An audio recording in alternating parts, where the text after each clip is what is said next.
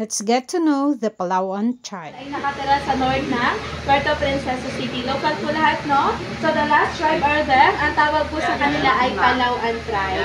So they live in the southern part of Palawan.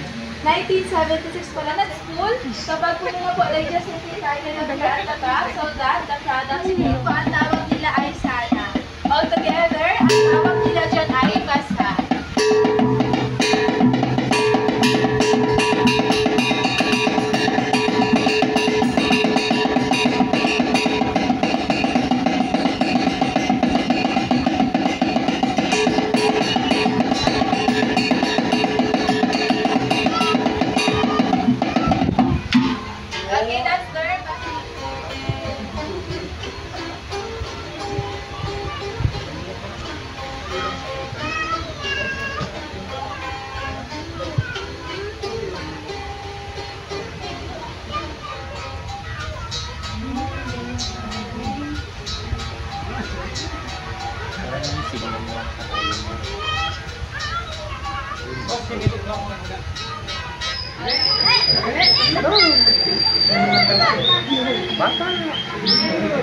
Alright, after po yan, once the target is already visible na po, they are going to use their blowguns or blowbags. And if you are familiar with sungkit, those are sungkit po sa Tagalog.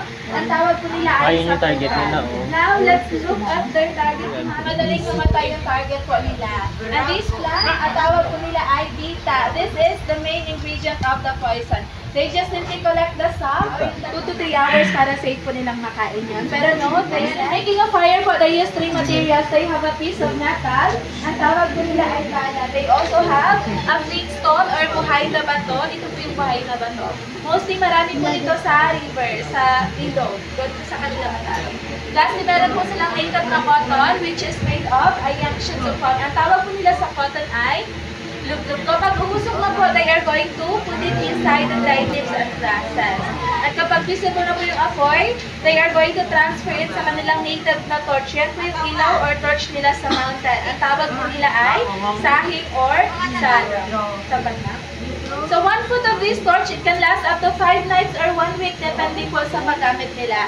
Sa loob, there is a sap or dagta po from a pili and that is also flammable. Yung usok po pwede rin pantaway ng mga masasamang espiritu. Bad luck or bad spirit, and it can also heal. The indigenous people are truly blessed with rich cultural heritage and a deep connection to nature, reflected in their tranquil spirit. Thanks to the Indigenous Peoples' Rights Act of 1997, which recognizes and promotes the rights of indigenous cultural communities and indigenous people in the Philippines. Truly, as part of the indigenous community, I am proud to say, I am an IP.